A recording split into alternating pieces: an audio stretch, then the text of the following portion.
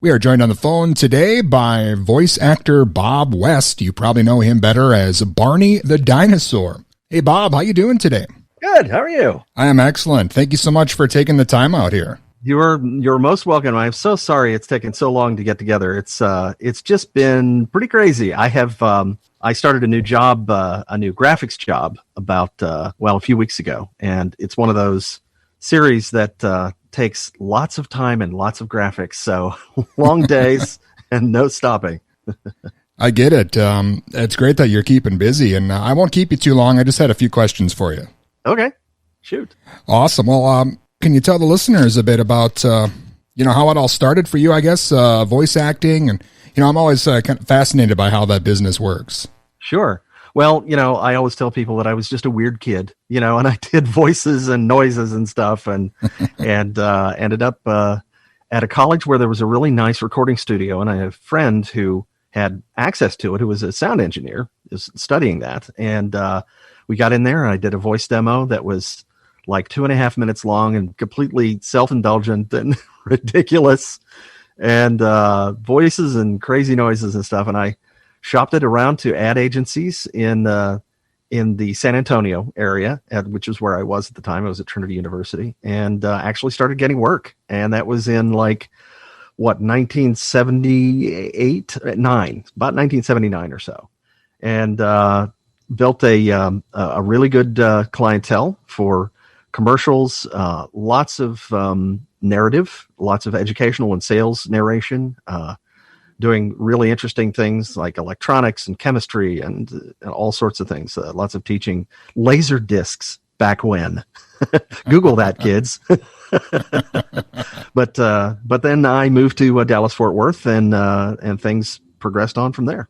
It's weird that some people seem to kind of stumble into the voice acting business, but others kind of know that making funny noises, as you mentioned, is kind of something they kind of have planned out as a little kid. Yeah, I mean, I always thought I wanted to do just character voices of any kind in any sort of venue and medium, and I ended up doing that. But I also kept my parallel career as a graphic designer and creative director. For a while I was doing writing and producing radio and TV commercials, and doing a pretty good variety of things until Barney came along, and then that took up most of my time. So, well, I got to ask you. I know early on you provided some voices for the animatronic band for Chuck E. Cheese. I don't know if kids today realize that how cool that was for kids back in the 80s and into the 90s. Yeah, the animatronics were really it was a cutting edge thing back then. Kids are kind of jaded now, I think, because we've seen so much in terms of not just animatronics, but also CGI and that sort of thing. So kids are a lot more sophisticated in terms of what looks real and what's entertaining to them. And but boy, back in the day, it was great. Of course, Chuck E. Cheese still has a lot of great fans, and I have some Chuck E. Cheese's fans who are in pretty close contact with me on a regular basis. And but we had such a great time doing those voices. I started doing those about probably about 6 months before I started doing Barney, and that was great. We took lots of time, and we did like 3-day sessions recording the voices, the music and everything, and lots of sophisticated harmonies. And people don't realize what went into recording those sessions. It was really pretty amazing and a lot of fun. It really was. So was that part of the Rockafire explosion, those recordings? I know they had some recordings and stuff out.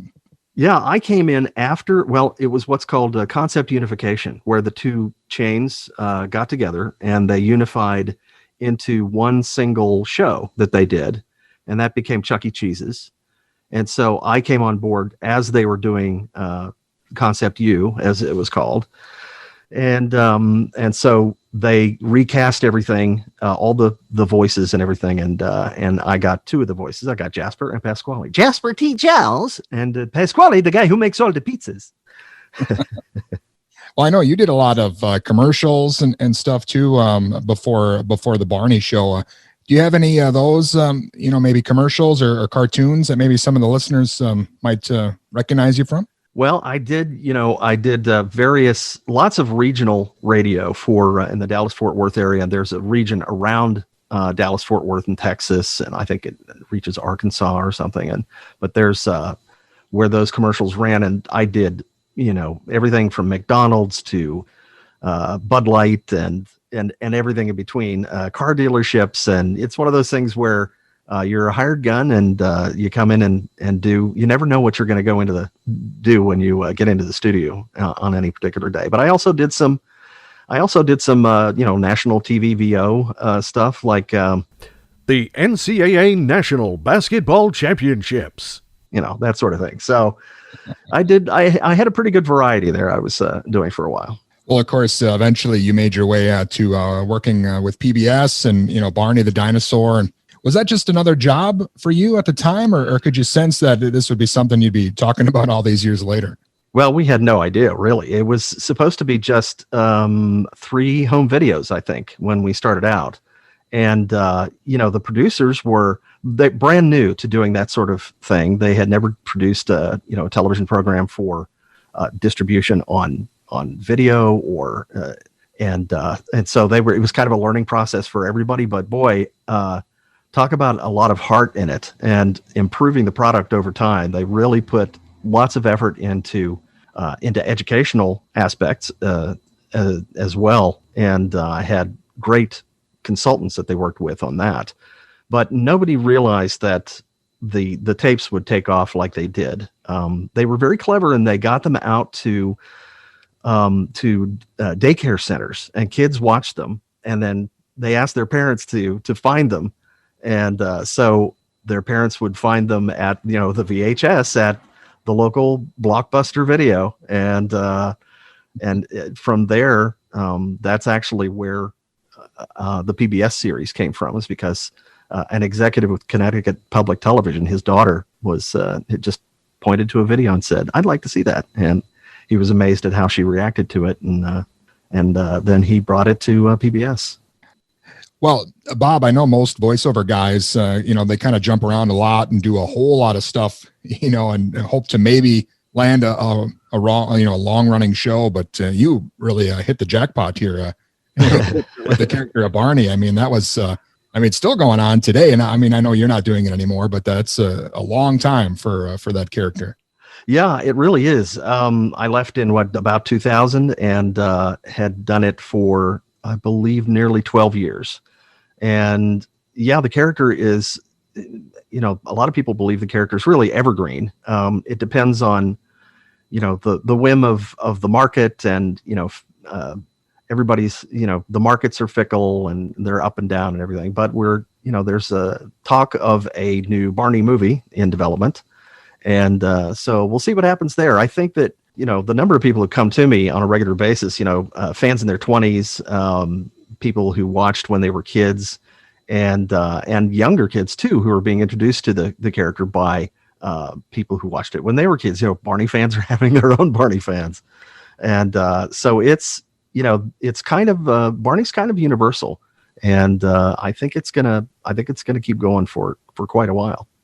Yeah, it seems like for a while there, Barney and Friends kind of like Beatlemania in a bit, really kind of took over the world there for a while. It was absolutely crazy and surreal for a few years there. There was one year especially that Cheryl Leach, the woman we call the mom, Barney's mom, she said that this one year was or Barney's Elvis year. And so we would go to these personal appearances and things. We had one in particular. We went to Hartford, Connecticut, which is, Connecticut Public Television was our home base for PBS. And they had anticipated like 600 people showing up for this meet and greet with Barney, where you could get your child's picture taken with Barney, and 6,000 people showed up. Wow. So that was crazy. Yeah. We had several events like that where, it turned out that they really came to realize finally that they had to start ticket controlling things, because it was just crazy. And, lots of merchandising and everything too as well. But yeah, he was really, really front of mind and really super present there for a few years.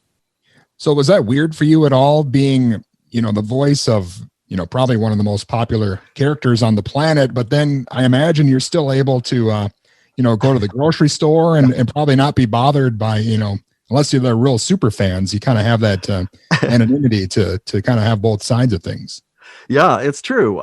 As one of my sound recordists, one of my audio engineers once said, you too can be anonymously famous. And that was pretty much it. I could, walk down the street and nobody would have any idea who I was. At the time, we were doing this kind of anonymity thing for all the performers, and which is kind of understandable. But as time went on, even Disney started promoting their voice actors, and so we started promoting ourselves as well. And finally, I've got photographs out there, and people can pick me out in an airport if they know I'm arriving at a convention or something. So. But yeah, if I wanted a little bit of attention or wanted to have some fun, I would put on one of my Barney touring jackets and I'd go to the grocery store, and it never failed to get reactions of people coming up to me and asking questions and stuff. It was just a lot of fun. Well, what was the process like for recording the shows? Was that something you did? Were you there kind of recording the lines as the show went on, or did you add them in afterwards, or how did that work? Well, it was a different process than most shows, like say Sesame Street and with Big Bird, a full body puppet like that. Usually the performer inside provides both the movement and the voice. We had, and they'll have a microphone on inside the costume. But what happened was when they first started developing the show, they didn't have experience in building costumes. And so they started building the costume before they actually cast the performer, which is kind of backwards. So it turned out that I was too tall for the costume they were already building. And so I could not do the body, but they liked my voice. So they decided to split the role into two parts. And we did this thing. We just started syncing up together. We called it Dino Sync. We kind of joked that we were going to trademark it and patent the process. But yeah, it's just not the usual way it's done, but it really worked well because each of us got to, concentrate on our own job. I on the voice and the body performer on their movement and everything. And I think it really paid off in a lot of ways because Barney could be really physical and active, and we didn't have to loop anything later. It was just went straight to tape, and the editors loved that, so it was great. It also, I think it really affected the performances in some ways too, because it's not me, I didn't come in later and record and just react to something on tape. We actually did things in real time so that when the kids would change a line, I would change to counter and to correct and to, get into a song cue or something. And just the, matching the energy and that sort of thing. And so I really think the process was one of the things that made Barney a success. Well, and that's amazing in itself, kind of a very successful recording career for you as far as, all the songs and stuff. Definitely different than, doing the liners for, basketball games and stuff, not like an international recording artist. Yeah. Well, I've got this guy. That's from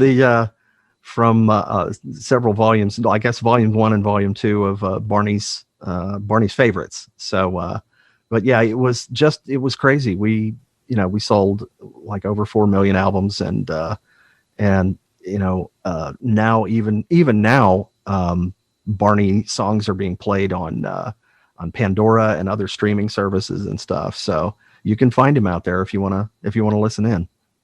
Well, Bob, you mentioned doing more kind of graphic design work nowadays. How has that transition been for you to get away from, the voice acting and, kind of the everyday stuff that involved with that to doing what you're doing now? Well, I'd always maintained a parallel career in voice acting and graphic design, 2 parallel careers. And so I'd been doing graphic design and some marketing consultation for small clients and web development and that sort of thing. So it was less of a transition and more of a just kind of plumping up one side and letting it take more of my time. So now I'm doing full-time graphic design for the third season of The Rookie on ABC. And I've done various other shows, like I did The Muppets on ABC, and I've done Speechless, and Single Parents, and reaching back, I've been doing television and film for quite some time. I worked on Buffy, or I worked on Angel. I think I might have done one episode of Buffy, but I did Angel and the OC and 90210 and all those old school things, and then running up through, Brothers and Sisters, and lots of shows in between. But yeah, it's been good to have two careers. So when your parents tell you have a fallback, some kind of a fallback career, they're telling you something that's very wise, and you can always have more than one skill set. That's it's very very handy sometimes. I got to imagine that must be a trip for some of these people that are on these shows now, if they find out, hey, Barney did the graphics for us. What's funny is that our PAs, our production assistants, are generally in their 20s, and for a while I kind of kept it quiet and didn't really talk about it. But after when I started doing the conventions and stuff, I had to. My wonderful production designers that I work with are very supportive, and I'll say, I've got a convention coming up in a couple of months, and they'll find somebody else to fill in for me for a few days as I go to one of the pop culture conventions. But as that started and I started doing more promotion, it kind of got out that I was doing both gigs, and I'd have people come up to me. Some of the PAs would come up to me on the shows and say, excuse me, but is it true that you did the voice of Barney? I'm like, yeah, and they're just, it's so great. It's just so much fun because they're just so appreciative and really sweet about it. So it really is marvelous. That's awesome. Well, I know, Bob, you do a lot of conventions and stuff, and I know a lot of that's on hold now, but that's got to be great for you. As you mentioned, a lot of kids and their kids, and maybe even at this point, a couple of grandkids might be showing up. So that's got to be awesome. Yeah, we have kids of all ages, and I mean, people are introduced to introducing their nieces and nephews, and so we've still got kids of all ages watching Barney and coming to the conventions. They're bringing their kids, and some of them in Barney costumes or Baby Bop or BJ or whatever. It's so exciting. It's really so much fun. I don't know if I'm sure a lot of your listeners have been to pop culture conventions, but those who haven't, the cons are, they're really just so much fun. There's, people can go and be themselves and be crazy and fun, and everything is, it's all about acceptance and inclusion, and everybody's just kind of one big family. And I think that Barney really fits in. We really have a lot of fun at the shows. Well, it seems like things are starting to slowly open back up now. So what's coming up next for you? Could we see maybe some more conventions down the road, or any other projects we should watch out for? Well, I'm hoping, I'm just a few months under 65. So I haven't had a vaccine yet, but that's going to happen in a few months. And after I'm fully vaccinated, I'm going to look more at getting back out into the conventions. But right now we're doing online convention stuff. We just did Julie Johnson and Patty Wirtz and I. Julie Johnson, the voice of Baby Bop, Patty Wirtz, the voice of BJ, and I just did a live streaming event for GalaxyCon, and that was a couple weekends ago, and it was fantastic. That was the first live thing that we had done together. And so the conventions, I think, a lot of the conventions are doing virtual conventions right now, and that's really exciting because I think we're able now to reach people who weren't coming to the conventions. And so we're looking forward to having more of those events. And I can't talk about anything that might or might not be happening yet. But yeah, I think your listeners should stay tuned because we might be out there pretty soon. Excellent, Bob. It's been an honor speaking with you today. Thank you so much for your time. Great to talk to you too. Thanks so much, and maybe we can do it again sometime. All right, thank you so much. I appreciate it. All right. Take care. And again, that was the one and only Bob West, Barney the Dinosaur from Barney and Friends. And of course, he's got a lot of other stuff coming up now. Look for him at a convention near you coming up soon.